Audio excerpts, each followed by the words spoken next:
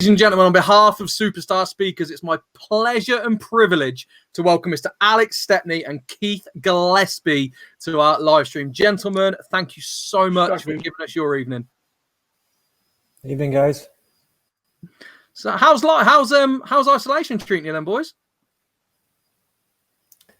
Yeah, it's been very tough, but I think everyone's just in the same boat. We've hopefully got over the worst of it, but it is sort of a bit like Groundhog Day for most people every day. So I think everyone will be glad when we can get back to a little bit of normality. Yeah, I mean, every day you start to see that little chink of light at the end of the tunnel, but then it just comes away. But I mean, how's your fitness keeping up though, Keith? How are you coping with the,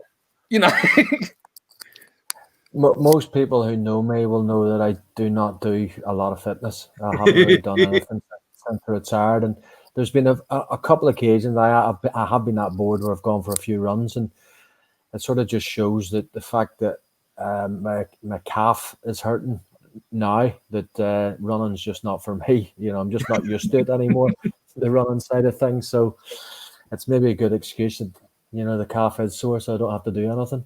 Yeah, is it? Are you still playing the game? Obviously, when lockdown's not happening, are you still playing? Do you do the exhibitions? Yeah, we're quite fortunate that we've been to some fantastic places out in the Far East, especially. We've been China over the years. We've been Singapore, Malaysia. We're in Borneo there recently. Hong Kong. So it's great. Australia also. So it's great to see all the lads again. I mean, I obviously didn't play that many games for United, but the fact that that you did play at all means you still get on those invites, which is great. And it's great to see all the lads again. The boys that we sort of grew up with and stuff. Yeah, that's right. But you was part of that famous FA Cup youth team in '92, and some of the players that come through there is fantastic. I mean, let's have a look at the picture of the boys in there. I mean, yeah, do you know, I've seen on Twitter today that it was this day. I think Ben Thornley put it up. It might have been this day back in 1992. So it's what's that? 28 years ago today. Wow. Since we won it. So I didn't realize until I'd seen Ben had put it up on Twitter today. Yeah. Did you ever expect quite a special thing? Did you expect the amount of players that was in that team to come through at United and get into the first team? Obviously Beckham, Giggs, Butt, Neville, Scholesy. Did you expect that at the time? Did you think you was going to be in that or other players? Well, you get sort of one-off seasons like that where you get so many coming through, but for some of the guys that you mentioned there, for them to have the longevity that they did have, especially at Man United, Gary, obviously there's whole career, Scholesy, Giggsy, Beckham played loads of games also, Nicky as well. And then there's the likes of myself who moved on, Robbie Savage moved on, you had Ben Thornley, who was very unfortunate with injuries, John and Keane moved on, so it was a fantastic side, and you just get just freaks, I suppose, in terms of a freak, group of players that come through together.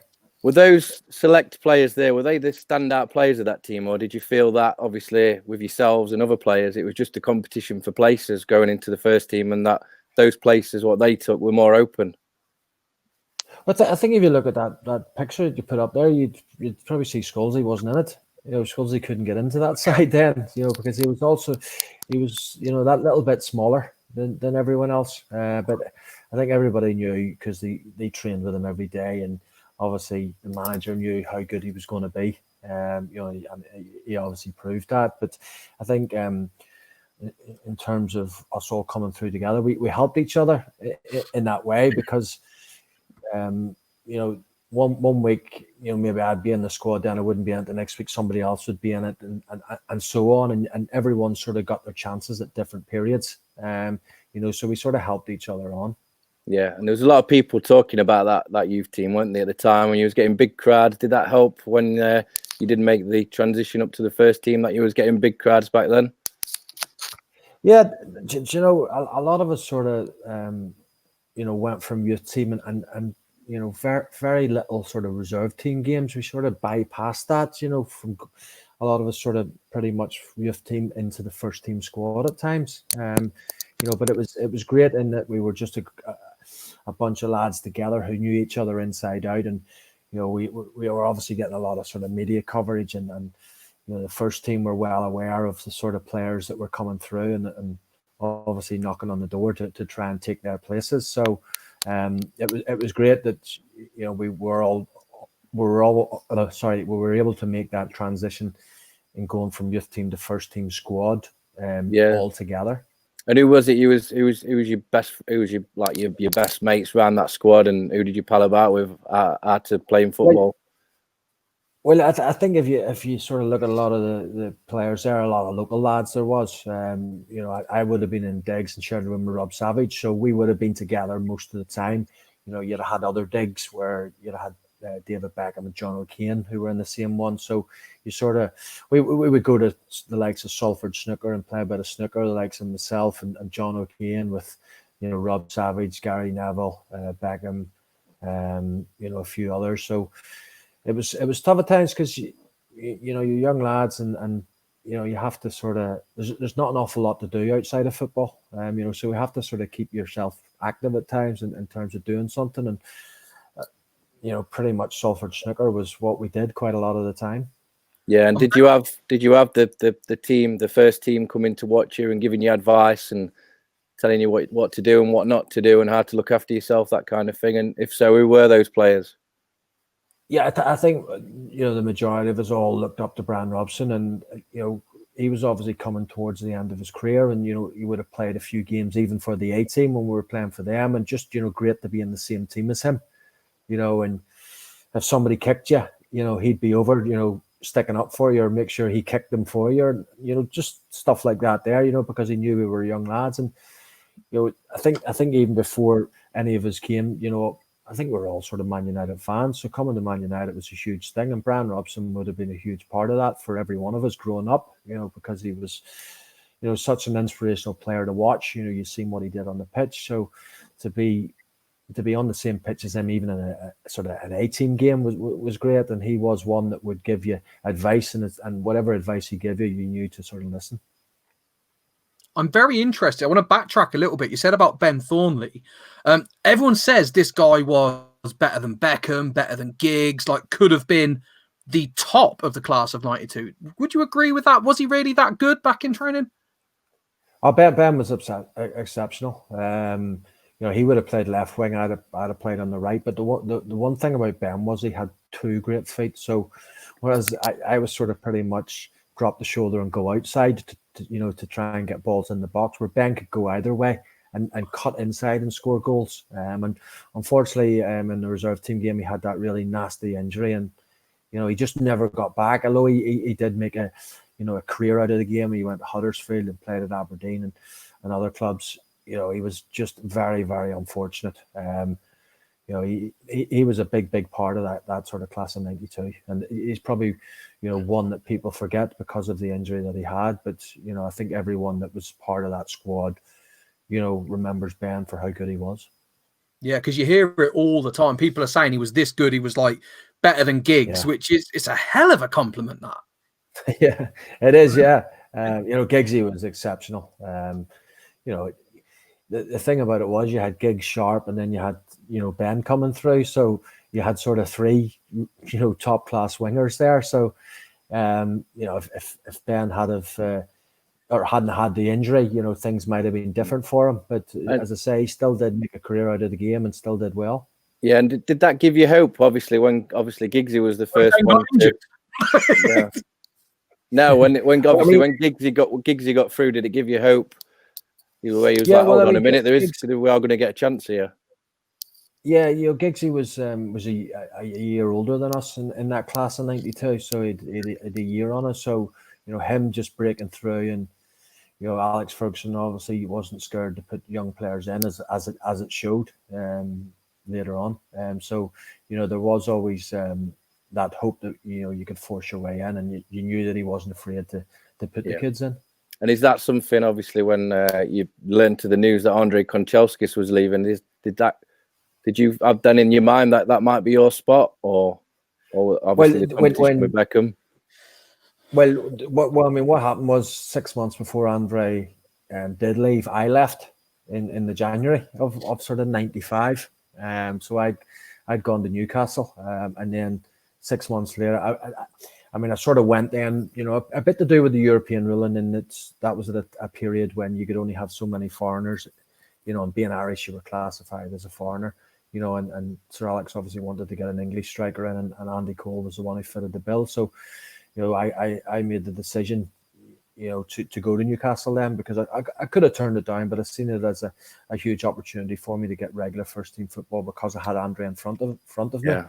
And what 6 months later he left the club, and then Alex Ferguson put a bid in to bring me back to United, and they turned it down, and that's pretty much how Beckham became a right-sided player then, because he was obviously his favoured position was a central midfielder, and you'd see that he wasn't an out-and-out winger, like I would have been, but obviously his delivery was just on point all the time. Yeah, it'd probably be criminal not to put him out on the right when you look back now, doesn't it? With all the assists he got from that position. Yeah, I've got a question he was for you, phenomenal. Keane. Sorry, when you went to Newcastle, obviously going there under Kevin Keegan, what was the difference between working under Alex Ferguson and the Man United youth system to then working under Kevin Keegan? Because they seem like two very different managers to me. Yeah, Kevin Keegan's a very hands-on, loves, even at his sort of age, then he would have joined into training. He was, always very enthusiastic, running about training and joining in. That's what he liked to do. Sir Alex at times would watch things from afar. Sometimes you didn't even know he was watching the training, because he had those people to be taking the training for him. The likes of when I was there, it would have been sort of Brian Kidd taking it all. But Sir Alex Ferguson obviously was a genius in that, how to get the best out of you on a Saturday.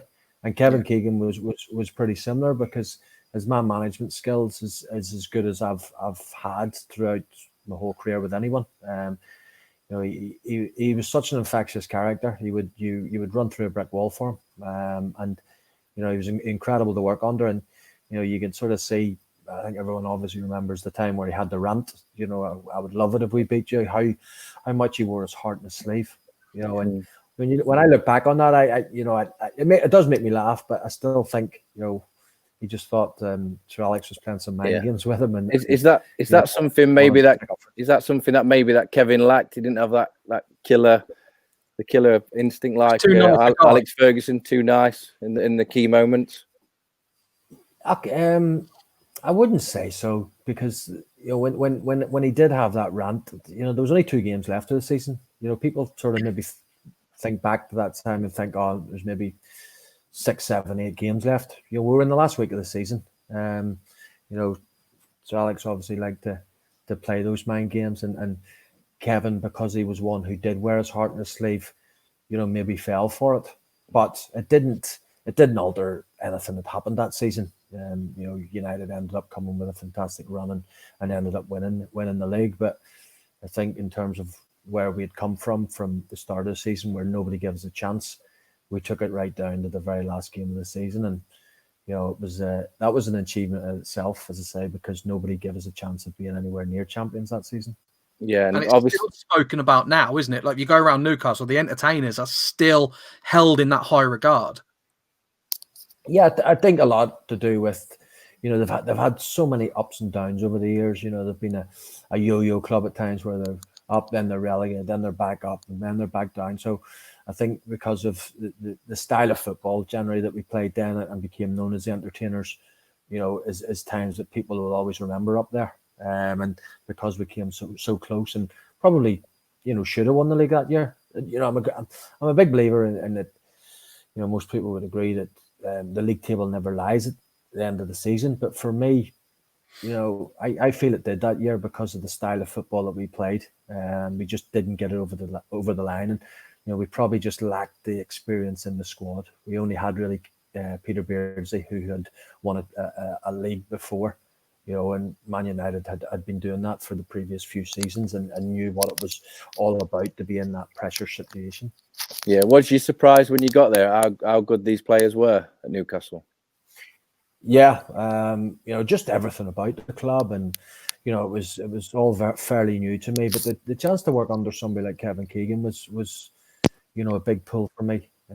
Obviously a fantastic player, but as I say, a real great character in and around the dressing room, like to have a laugh. But training was so enjoyable. You had laughs, but you worked hard. And obviously going there and people like Rob Lee, England international, Beardsley, and then you buy people like Ginola and you buy people like Les Ferdinand, and I think as I mentioned before about getting so close to win the league at the start of the season, Kevin Keegan honestly believed that we could win the league, and I don't think many of the players, any of us, probably believed that. But by 5-6 games in, he had us believing that we could, and obviously we just fell a little bit short. It'll be remiss of me not to mention this game, Barcelona, the 3-2, Keith. Like that, what are your memories of that game? Because that, again, as a Newcastle fan, that's locked in your heart as one of the greats. Yeah, on an individual basis, the best performance that I've ever put on a football pitch. We came second, in the 95-96 season, but second place then didn't even get you Champions League football. And then 96-97, we came second again, and we had to go through a playoff. So we got through the playoff against Dinamo Zagreb, and then you're waiting for the draw to be made for the group stages. And lo and behold, you get Dynamo Kiev, you get PSV Eindhoven and Barcelona. And our first game was Barcelona at St James's Park. So you're running out to the Champions League music, and the first time the Geordies will have heard that, and you're standing in a tunnel with the likes of Figo and Rivaldo, players like that, and but after an hour, or maybe less than that, we're 3-0 up against these. Tino Asprey had scored a hat-trick and had managed to put two of the crosses in, and they came back and finished 3-2 in the end. But just an incredible night, just something I'll never ever forget. And being back in the Northeast quite a bit, it's a game that everyone does remember, and everyone sort of would stop and remind me of that evening, and it's a great game to be reminded of. On that subject, our first question of the evening is from Sean Drage, and he says, "Just how mad was Tino?" Yeah, Tino was a one-off. He's actually one of the players that you just didn't understand him. He did, on the pitch at times he was just unbelievable, but then there was times where you didn't know what he was going to do next, and you got the feeling he didn't know what he was going to do next at times. But he's a player that I sort of still keep in contact with. Little voice notes on WhatsApp, and it's funny listening to his broken English. You got a Geordie twang? No, it's just completely broken English. Very hard to understand at times. There'll be times he'd actually try and ring you, and you won't even answer because there's no point, because you can't have a proper conversation with him because you can't understand him. But what was he like as a trainer? Did he train hard, or was he kind of gives that impression that he just does his own thing? Yeah, he does. He's just he's got that very lackadaisical attitude. The way that he walks, and we used to have to be in the training for 10 o'clock, and then you're out on the pitch training at 10:30, and Tino would have just waltzed in at 20 past 10 most mornings. And the only time he was ever early was he came out at 20 past 9 because he hadn't realised about the clocks and that. So that was the only time that he was actually ever on time. But even back in November there, he invited myself, Rob Lee, Alan Shearer, and Les Ferdinand, the four of us, John Beresford as well, 5 of us actually, out to Colombia for his 50th birthday. But he never understood that he contacts you a week before, so you've obviously got other plans. And myself and John Beresford are actually flying to Singapore the next week, so we weren't able to make it. But I'm sure that would have been a crazy sort of affair going out there, because he had all these sort of, likes of Valderrama coming to his party, and Aguida the goalkeeper, and people like Kaká, and all these famous sort of footballers, Brazilian footballers, Rivaldo, and coming to Tino's party. So unfortunately weren't able to make it, but I don't know whether that's maybe a good thing, because getting out of Colombia could have been tough. There's a very famous story. I'd love it if you could confirm or deny it, that when he first came to Newcastle, John Beresford bought him a Daffy Duck waistcoat and sent him out on the big market wearing that. Is that true? Yeah, well, yes, he did. And then he used to have to come to a game in shirt and tie, and he would have this this white shirt which had all these different characters, Daffy Duck, Porky Pig, all these characters down it. And it just was something that you just, would never wear. But Tino he was one of them, just didn't care. He would just wear it just because he could. Other people would just, I'm not saying he did look good, and I mean, other people would look absolutely ridiculous, but, more people would have got stick about it. But because it was Tino, you just knew that he just did what he wanted and wore what he wanted. That's incredible. Right, so what we're going to do, Keith, we asked you to give us your Manchester United Fantasy 1 to 11. We're just going to go through that now. If there's anybody who wants their questions to come in to Keith Gillespie, please put them in the comments now and we'll ask them. But there you are, Keith, looking stunning as always. Going into goal then, you have chosen the Great Dane himself, Peter Schmeichel. What was your thought process on picking this one? Yeah, well, for me, he's probably been the best goalkeeper that the Premiership's seen. Obviously, you have a lot of goalkeepers before him, but I sort of went more with players that I'd actually seen play. It'd be unfair of me to put players in which I didn't really see play. So for me, he's been the best goalkeeper that the Premiership's seen, and probably one of the best that United have ever had too. That's a fair comment. Defence. A few regular faces here: Dennis Irwin, Rio Ferdinand, Jaap Stam, and Gary Neville. Yeah, I mean Gary was fantastic to play with.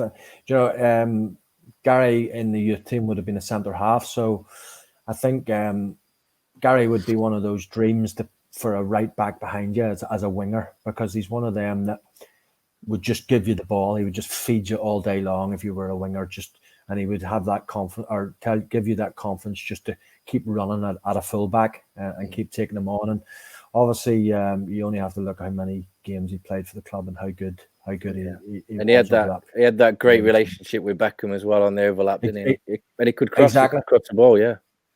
Exactly. Him and obviously Beckham played together for quite a while and knew each other's games inside out from growing up as well. So that was a key role that right side. Would you say would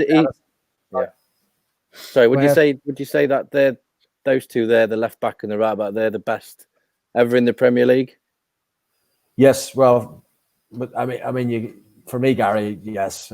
Dennis. I mean, you've got other people, I suppose, left back. People like Ashley Cole, who was fantastic. But Dennis, for me, is probably one of the most underrated players. Not in Man United, just from people outside who didn't realise how good he was. Because I think the word underappreciated as opposed to underrated. Yes, I think those that know him, but underappreciated for sure. Oh, without a shadow of doubt. And obviously he was actually bought as a right back, and then we signed Paul Parker, and Dennis moved to left back. So, before he signed when he was at Oldham, he was a right back, but to be converted into a left back, the way he just took it, no problem whatsoever. And a great free kick taker as well. Great free kicks, great penalties. Exactly. I think you could count on one hand how many poor games Dennis Irwin had. He was just Mr. Consistent, and a big part of the success that they had there was Dennis, without a shadow of a doubt. And what a great partnership in the middle you've got there. Two great big players. Obviously Ferdinand good on the ball, and Jaap Stam was colossal, wasn't he, for those 3 seasons? Yeah, I remember. Come back to the Champions League at Newcastle, PSV Eindhoven we played, and Jaap Stam was at PSV then, and we had quite a few injuries, and we're playing PSV Eindhoven at home, and Kenny Dalglish is the manager, and he said you actually seen what the goal that you showed at the start was against Blackburn, and I played centre forward that day because we'd no fit strikers and I scored, so we were playing in the midweek then the following game against PSV Eindhoven, and again, no fit striker, so he put me up front and didn't know an awful lot about Jaap Stam, but certainly knew afterwards how good he was. So no surprise whatsoever to see him go to Man United, because he's as good as the Premiership's ever seen. And oh god, yeah, that pairing, there is just exceptional, because Rio, what a player he was. Just on the ball, I don't think there's been any better sort of centre half on the ball. But the longevity that he had then at Man United as well, what he did was incredible. I want to go back to Gary Neville, because Gary Neville is like this driving force behind the Class of 92 brand, Salford City. He's very, very active on Sky Sports. Did you see that side of him when he was a young man, or is this something that he's grown into? No, I'd say most of us did see that side then. We sort of, his nickname, we sort of called him Busy Bollocks, because he was just, he's probably still called it now. I would have seen him going into something like that. The media side of things, I think he's absolutely superb. To listen to, he is so good. And that's not just because obviously I grew up with him and knew him. He is as good as anybody out there. In terms of what he does in the media, but he certainly got his head screwed on with a shadow of doubt. We used to have to go to college as apprentices. We used to have to go to college, every Thursday, and we had one that we called it sort of the thick college and the sort of clever college. So myself, Gary, Chris Casper, and Rob Savage went to the clever ones, and Scalzi, Beckham, and the Nicky Bott and a few others went to the thick one that we called. So I knew Gary was sensible and clever and had his head screwed on. Great answer. On to your midfield then. We have got Giggs, we've got Scholes, we've got Brian Robson and Roy Keane. Please talk us through these four. Yeah, I'd probably play it as a 3 there, so I would. Right. Robson, Keane and Scholes. But I mentioned Brian Robson before, just sensational player. He was my hero growing up. So to play alongside your hero is just something that doesn't happen to a lot of people. And I mentioned it before. He'd have been Scholes' hero growing up. I'm sure he's probably Giggsy's, definitely Beckham's, Gary's, Ben Thorney's. All of us just looked up to him because he was, such a fantastic captain and a fantastic player as well. So he definitely has to be in there. Roy Keane, again, there's not too many better than him that's been in the Premiership. Again, hugely entertaining when you watch him on TV. Love watching his sort of what he has to say in the games that he covers. Very, very upfront and to the point, which is something that you sort of miss sometimes, because some people will sit in the fence, but definitely not with Roy. But fantastic player. I was fortunate enough to play a few games with Roy before I left the club, and great person to have around the dressing room. Very funny, very infectious laugh he had, and as I say, magnificent player. We hear that a lot. Skolnick. Oh, you hear that a lot? Yeah, of course. We hear that a lot about Keane. Yeah, that obviously a lot of players that we speak to, the ex-players, they say he's really funny in the dressing room, really well liked. He is. Yeah. Yep. Absolutely. I think people just get this. People get this, image of players sometimes in their head, and just stick to that when they don't obviously know him. And I still wouldn't cross him. No, without a doubt. Honestly, you used to hate being in his team and training because if you give the ball away, but you used to hate being against him because, he trained exactly like he played and would get stuck in, so you're in a no-win situation. Who would you say is the better? I can see a question there in the comments from Mark Hall. Who would you say is the better captain out of those two? I'd probably go with Brian Robson. He just, captain of England as well. I think he was known as Captain Marvel from a very early period. From playing for England, from playing for Man United, and very unfortunate with injuries, but I think when you look at how many caps he got for England, I think he was still 89, 90 caps. And you think about how many caps he would have got if he had stayed fit. I know he dislocated his shoulder on various occasions, but just great person to have around the dressing room and great person to go to if anything needed sorted.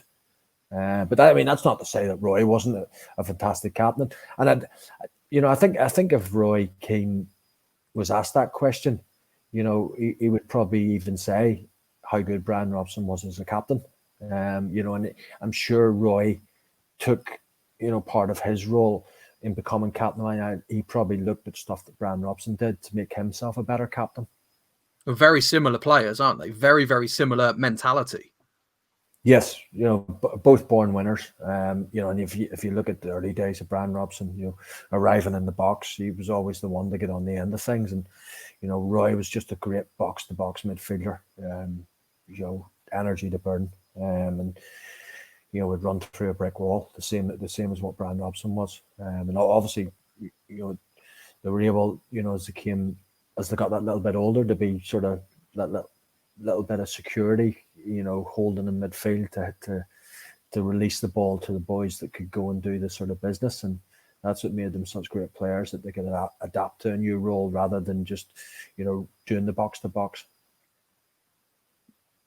Yeah, we heard Paul Parker said he picked Roy Keane because if you put Roy Keane in goal, he would have tried to have been better than Schmeichel just because that was his mentality. Yeah. Roy, his standards were up there, and it's a fantastic way to be. That you keep your standards up there, and he never ever let them slip. That's the way he was, and that's what made him a fantastic player. Moving on to your two strikers, then we have Wayne Rooney and we have George Best. If we can start with Rooney, please. Incredible career he had, both England and Man United. And the record goal scorer for both club and country. You don't get any better than that. And to come at such a young age to Man United and all that pressure on him with a big transfer fee and just adapt to that, no problem whatsoever, shows what a strong player he was mentally as well as a fantastic player on the pitch. He was playing for England at 16, weren't he? Yeah, just incredible. Just a career they had, and people forget that. Well, he's maybe only 34, 35 now. He's been around forever. People probably think he's probably that little bit older now, but you even see that he's gone to Derby and he's still able to play football at a great level. He's done fantastic out in America as well. So again, an incredible career he had at Man United. And George Best then, because actually not many people have chosen Best in their team, but I'm very interested in yourself being from Northern Ireland and the connection with George Best that he has in Belfast. Does he carry a big shadow to young men trying to get into football in Northern Ireland? I mentioned earlier about players that I'd seen play. I thought it was, but I have to have George Best in there, and I have actually seen him play because I was at his testimonial back in 1986 at Windsor Park, and I actually played in alongside him in a testimonial for Billy Bingham back in 1994 for a Northern Ireland select against Newcastle when I was still at Man United. So, you see the old videos and you only have to hear people talking about him. With me being a similar type player, being a winger, coming from Northern Ireland and going to Man United, you get people saying, "Is this the next George Best?" And my nickname throughout a lot of my clubs became known as Bestie. A lot of people would call me Bestie, but I think that's probably more for what I did off the pitch rather than on the pitch. Incredible sort of, person in terms of the legacy that he has just everywhere. Northern Ireland here, everyone just knows the name George Best. It doesn't matter what age you are, they just know the name George Best because, one of the best players to ever play football. And we're very proud from Northern Ireland. We're a very small nation, but to have somebody as good as that being from your home country, one of the best players to ever play football is, it's it's very nice and satisfying to look back, that he is from a wee small country in Northern Ireland. Yeah. And who are you picking as the best player there? I obviously didn't see, George Best playing back. You're only looking at video, so I'll count him out. But I'll probably go with Scholesy. Yeah. Scholesy was just incredible player. And sometimes people ask you who's the best player you played with, and you take Scholesy for granted because you grew up with him, from a young age, and you're looking elsewhere. But he's, for me, one of the top 3 players to ever play in the Premiership. So that's a high accolade for anyone to be in that top 3. And I'm sure he's in, most people's top 3 players. It's probably one of the best Englishmen to play in the Premiership. I think everything you said about Dennis Irwin being underrated, underappreciated, never having bad games, can all apply to Paul Scholes. I cannot think of a bad performance of the man.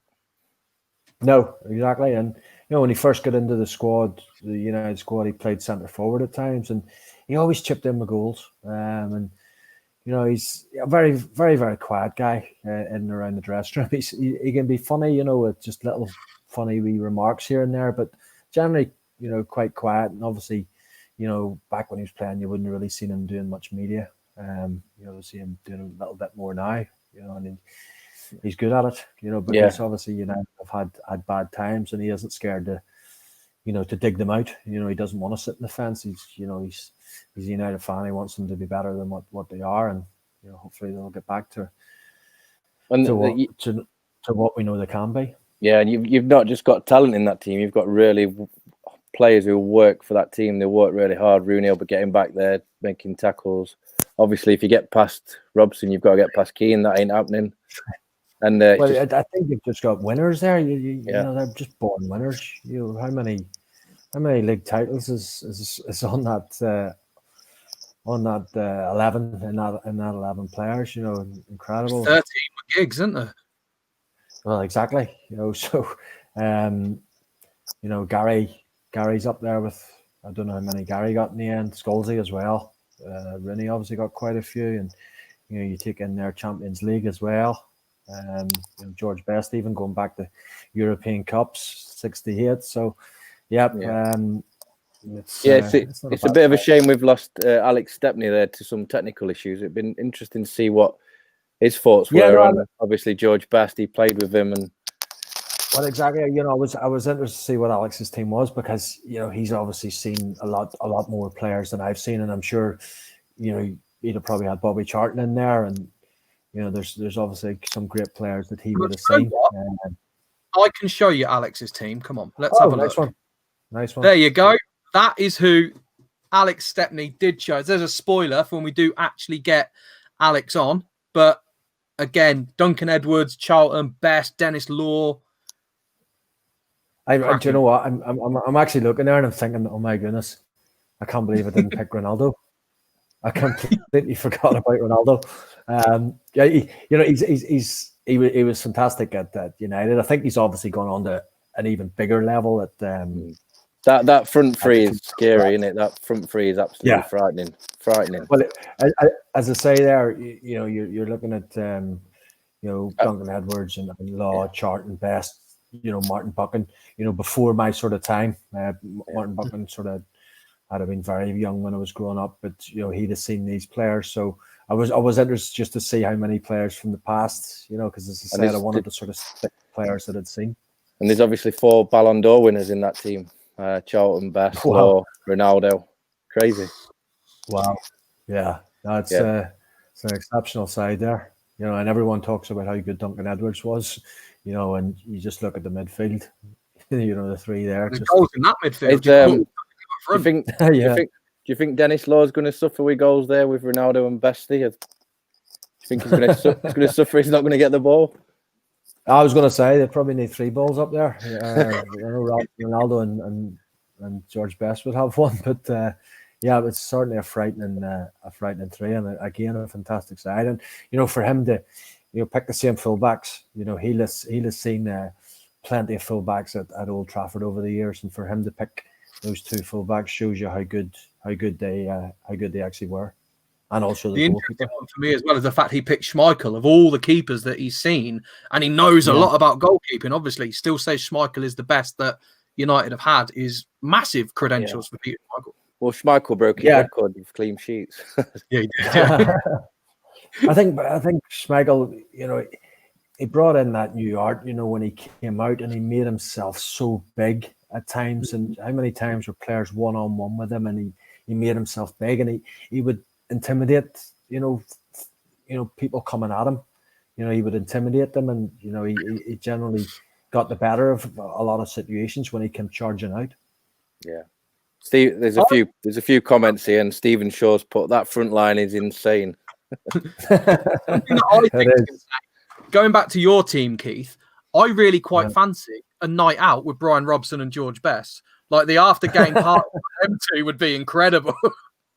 Yeah, and Scholes is a wee dark horse because he likes a nice wee pint as well. So that'd be. Although he's sort of quiet, he's quiet. So, but yeah, that would be an interesting one. That certainly full of stories. That one. Yeah, if you remembered any of them. Yeah, yeah. Someone's put in the comments there, Keith. You mentioned Scholes, obviously in your top three. It would be the other two. Yeah, no. Do you know when I said top three, I'm sort of thinking. I think when you look at players, Thierry Henry was incredible. Trying to think who else. I think you could have maybe Alan Shearer in there because of the goals that he scored.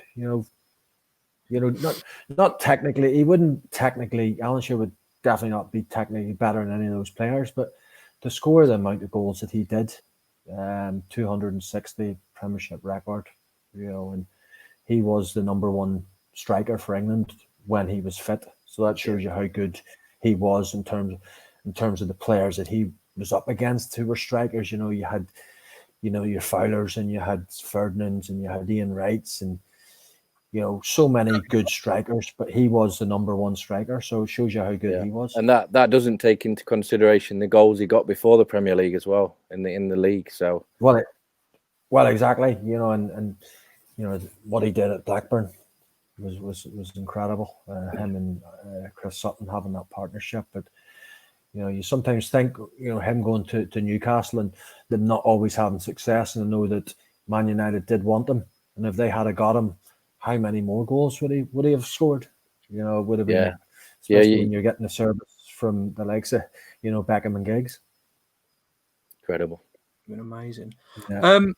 Quick question. I also think on the subject of great strikers, you didn't even mention Dennis Bergkamp, who again, one of the greatest strikers the Premier League's ever seen.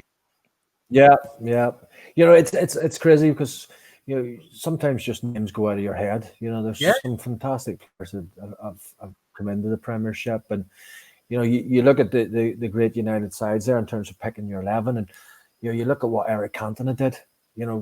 Eric Cantona, I don't have him in the side there, but he was one of the best that I played with. It's just you were sort of in awe of him because he was this cool guy, and he walked in the dressing room and he had that presence and aura about him, and he was practically the missing part of that jigsaw which Sir Alex wanted to go and win the Premiership then, and he was that signing which took them on to the next level. We're going to get to some of the questions now, Keith, and Stephen Shaw's got one. Going back to George Best, when you signed for Man United, did you seek much advice from George Best? And if so, what advice did he give you? I didn't. I'm a young sort of 16-year-old going over there, and I think it was just one of those that if you're from Northern Ireland, and you go to Man United, you're going to get the comparisons. And I'm sure, I think the likes of Sammy McIlroy had it years ago before me. Norman Whiteside had it as well. And, it didn't matter what position you were. You just got labelled the next George Best. I suppose being a winger, my similarities were a little bit different. But, it was an amazing feeling just being on the same pitch as him in a testimonial, albeit that, he's in his 50s or so then, back in 1994. Did you feel that put a lot of pressure on you when people were making those comparisons? Did that affect your game at all? No, not at all. Because as I say, I just knew that was just a comparison that anybody was going to get. You know, if Johnny Evans went to Man United, Johnny Evans probably got the same thing at him, the next George Best, but nowhere near the same type of person. Obviously, being a defender, as I keep going back to, me being a winger, as same as what George was. Maybe there was more comparisons in that. But as I say, it was just, because he was held in such high esteem, throughout Northern Ireland and throughout world football. And I'm sure I can look back on it and think, well, it's not too bad a thing to be compared to at that time. Absolutely right. To be the next George Best, but more to do with probably with nationality than anything. Another question from Phil Hallam. Were there initiations back in the day? And if so, what was the best one you ever saw or were a part of? Yeah, there was all sorts of ones. Rob Savage used to do this one, funny movements, running around the room, and just ridiculous. Players would put players in and get them to put as much clothing on as possible. Shorts, tracksuits, bottoms, more tracksuit bottoms, tops, everything, and then they would shove you into the sauna, and you would be frantically fighting to get your the clothes off you as quick as possible. You'd be standing naked, and they would put the black boot polish on and do a football kit all over your body, and just really crazy stuff. Chatting up.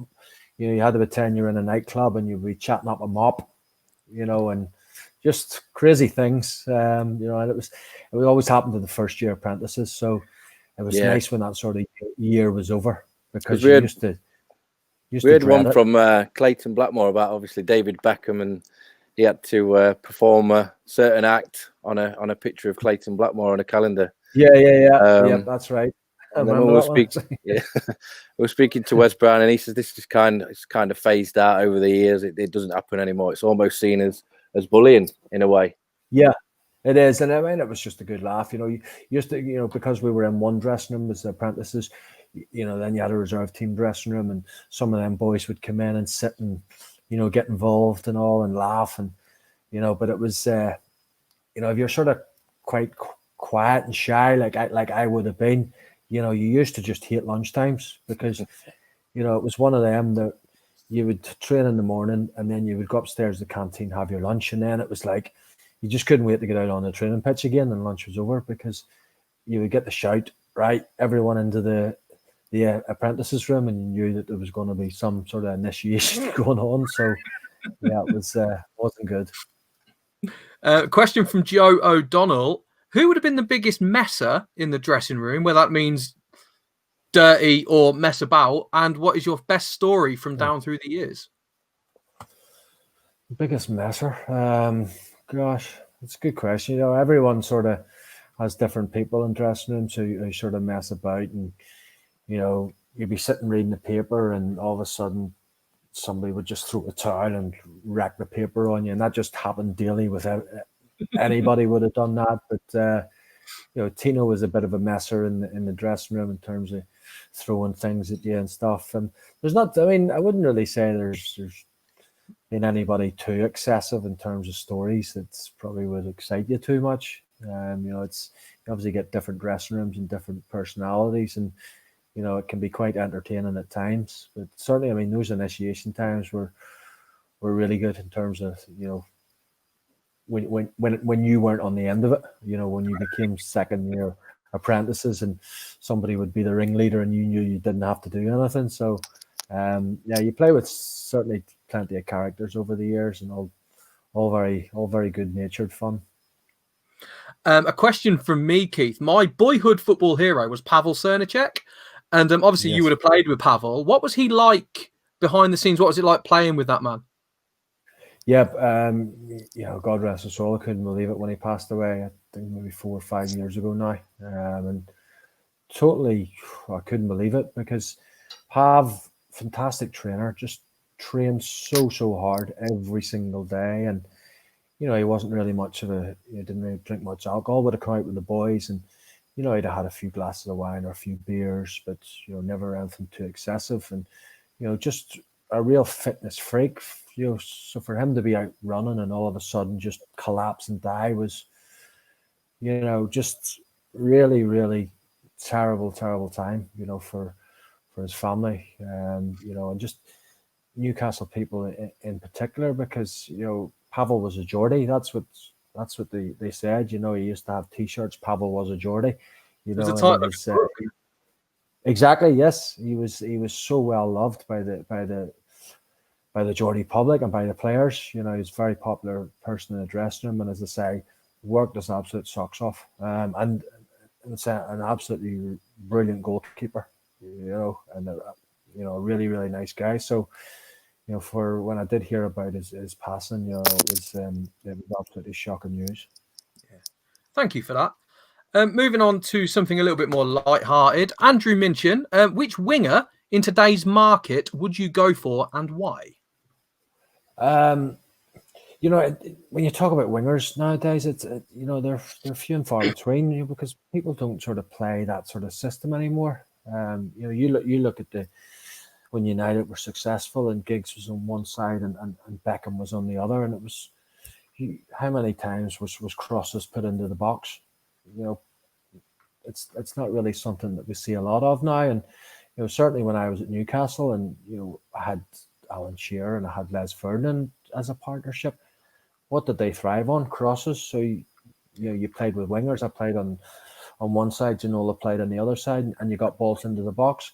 I think if you can count Mbappe as a winger, whether he's going to turn out to be a more central striker, but as a winger, you know, his speed is just absolutely incredible. You know, I'd have classed myself as you know, somebody who was quick, but he just seems on a different league to anything I've ever seen. So, you know, I'd say Mbappe would probably be the choice.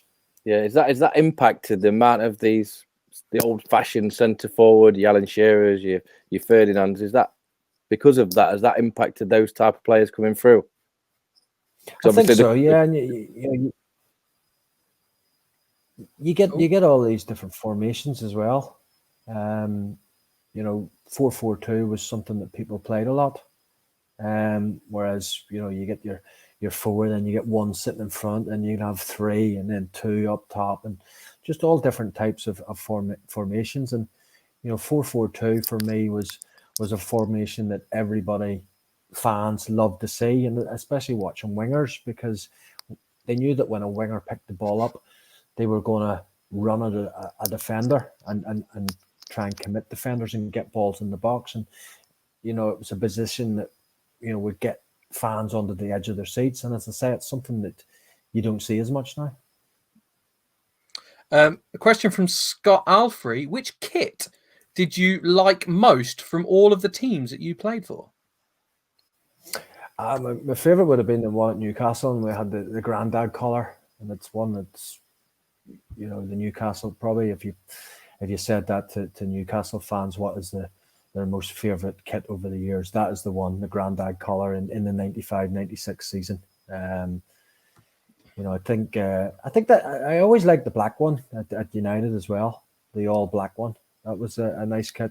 You know, but there's so many kits you wear over the years that, you know, you forget, you know, how you know, it used to be the changing every couple of seasons, and it became every season, and you know, you'd go from having 2 kits to 3 kits, and you know, it was incredible how many sort of, if I was to sort of sit down and think how many different ones I wore over the years, gosh, you know, even on an international basis, how many, you know, because I sort of played for 14 years for Northern Ireland, you know, probably wore quite a few different ones there. So, you know, I'd actually like to sit down one day and count out how many different ones I wore over the years. I think you made the right answer, though, with the Newcastle Grandad collar kit. I think, like, you've got a Newcastle fan here and a Man United fan down there. I think you made the right answer. You sat on the fence a little bit, Keith, but, like... No, it definitely is my favourite, because even when I go back to Newcastle, everyone even still talks about the Grandad collar. So, yeah, it would have been a favourite of mine. And because, obviously, that year we were a decent side as well. So you always remember a kit where, you know, you the team was good in. You know, you're not going to pick a kit and go, "Oh, I like that kit. That was the year we were relegated." You know, so you don't have to make of it. Fair comment. James Simkin has been on. How much do you think the deal that took you to Newcastle with Andy Cole going to Man United would be worth in today's money? And a follow-on from that, how much would you say you'd be worth on today's market? Well, you know, the most amount of money I went for was 2.35. But I mean, that was back in '98, and I had 6 months left to run on my contract. So I suppose they probably got me a little bit cheaper then, because it was Kiddo at Blackburn. Because 6 months previous to that, I was going to Middlesbrough but failed a medical, and that was 3.5 million then. So obviously in the last year of your contract, you know, clubs can get you a bit cheaper. You know, going back to '95, £7 million, Andy Cole, you know, he was obviously valued at 6 and I was valued at 1. You know, it's fair to say, you know, I hadn't, you know, really played that many games. So for me, probably £1 million was probably a little bit excessive, you know, the fact that I hadn't played that many games. But I do know that 6 months later, when Alex Ferguson did try to bring me back, he did offer 4 million, you know, so my fee had gone up 4 times in the space of 6 months. You know, so it obviously didn't happen. But, you know, I just think that the figures you talk about now for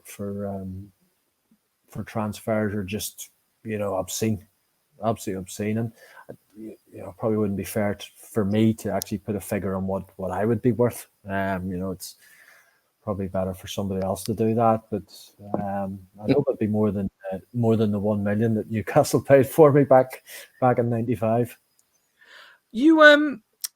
You say Ferguson looked at taking you back to Man United once you're at Newcastle. Were you tempted to go back? Did it cross your mind and think, okay, I can go back here and see where they're going? Or were you like, you know what, I'm settled here at Newcastle now and I'm going to see where this team's going? Were you tempted? No, well, to be fair, I'd only been at Newcastle 6 months. Okay. You know, and I got the phone call. Alex Ferguson phoned me and said, you know, Andre had left, obviously, and, you know, he was thinking about, you know, obviously replacing Andre, and then all of a sudden I think Brian Kidd said, you know, what about me? And he says it hadn't even clicked with him, and he got on it straight away, and he spoke to Kevin Keegan, and they turned it down, you know. So I mean, if Alex Ferguson comes knocking and calling, you know, you're not going to turn that down. But you know, I don't look back and go, you know, if it had gone there, things, you know, would have been great. I had 4 fantastic years at Newcastle, and you know, I wouldn't have been a part of that entertainer side in '95, '96. So, you know, everything happens for a reason is something that I believe in. You know, so it just wasn't meant to be. Yeah, we're gonna finish the interview soon. I've got a question for you, Keith. What is your greatest achievement in football, and what is your do you have any regrets as well? No, greatest achievement. You know, playing for Northern Ireland, I was a huge Northern Ireland fan, and I've been, you know, going to games and watching them back in the '80s and seeing them qualify for World Cups. I remember sort of them qualifying for '86, but my first memories of football is actually watching the World Cup in Spain in '82 when Northern Ireland beat Spain. So just to play for Northern Ireland was a huge thing. But, you know, growing up supporting Man United, pulling on, you know, the Man United jersey for the first time, you know, was an incredible feeling. When I sort of look back, you know, it's even more surreal because, you know, I think 18 months previous to that, I was still at school. And then here, all of a sudden, here I was, you know, playing for Man United FA Cup game and scoring on my debut. So that is something that I look back on with great fondness and great memories, and especially, you know, with my family. My dad was a big Man United fan, you know, so I remember going back. I was still in digs then, you know, so I remember going back to the digs and, you know, no mobile phones, and ringing home and explaining to the family that I'd just made my debut that night for Man United, you know, because they were unaware of it. So that was incredible. And I mean, as far as regrets, you know, I'm a believer in that. You know, I was fortunate to play the game and play at a high level for the majority of my career. You know, a lot of people would have loved to have sort of had that opportunity. So rather than have regrets, I sort of look back and go, well, yep, I was one of the lucky ones. I was able to play at great clubs with great players, great managers, and see the world as well. So I don't think there's any point in having regrets, because there's nothing you can do about things now. The past is the past, and you move on. And as I say, I'd rather just look at things and go, yep, I was lucky to play. And as I say, play for the club that I supported to begin with, and also play international football 86 times from the country. It's the boyhood dream, isn't it, to play professional football? I think every schoolboy, no matter where you're from in the world, wants to do it.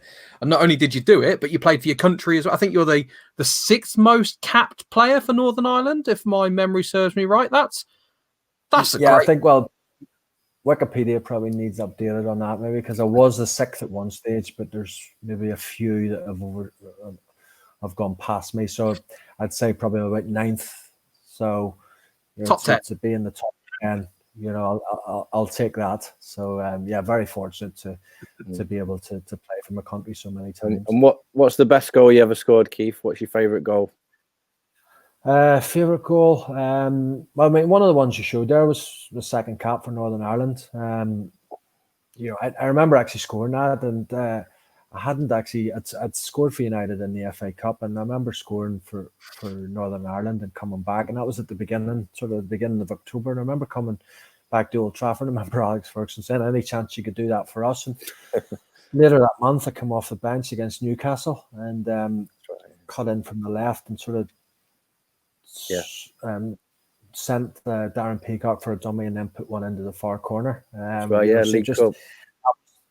That was actually the league, because 3 days before we'd played in the League Cup and lost up at St James's, and then I was on the bench and come on for Giggsy and managed to score that night or that day. My dad was over at the game, and he'd gone to the game just being a United fan. He didn't even know that I was part of the squad, obviously, but he didn't even know that I was going to be involved. So for him to be at the game, was great. So that would be one of my favourites. You did.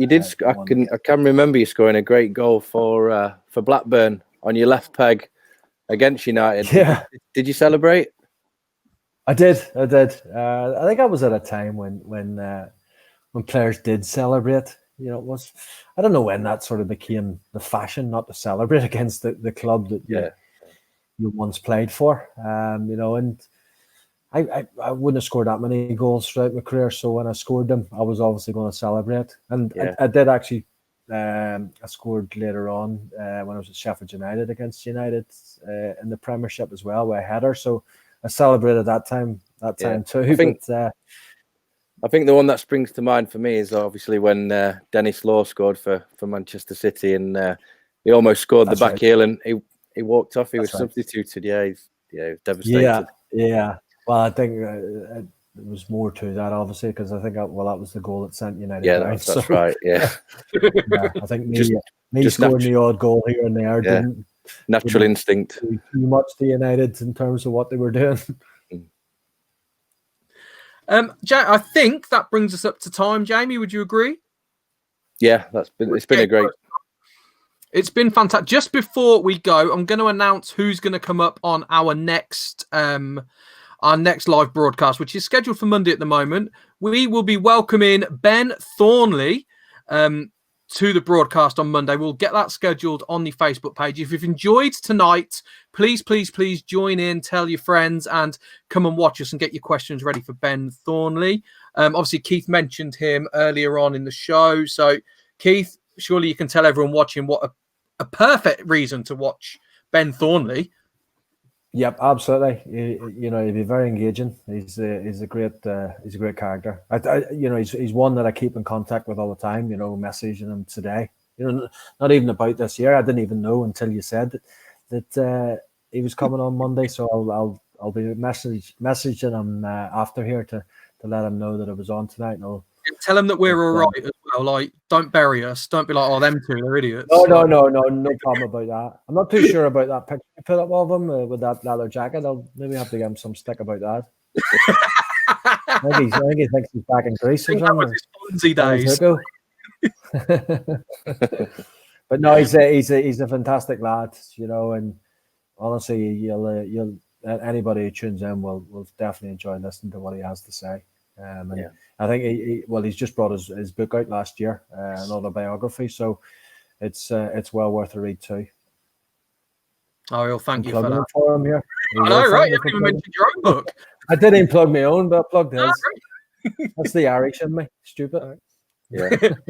Keith has got a book as well called How Not to Be a Professional Footballer, which I'm sure you should all give a read and listen to some of the shenanigans that Keith Gillespie got up to in his heyday. We also had a competition today for people that like and share in the post to win a signed picture of Ryan Giggs. The winner is Mr. Stevie Parks. So Stevie Parks, we will get that sent out to you. If you can just drop us a message into the Facebook Messenger for you, and we'll take your address and we'll get that sent out to you. So congratulations.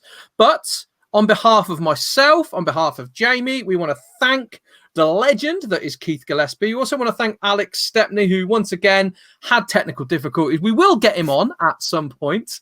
But Keith, it has been an absolute pleasure on behalf of me, on behalf of Jamie, on behalf of everybody watching. Thank you. Thank you so much. Cheers, Rob. Cheers, Jimmy. Thanks a million.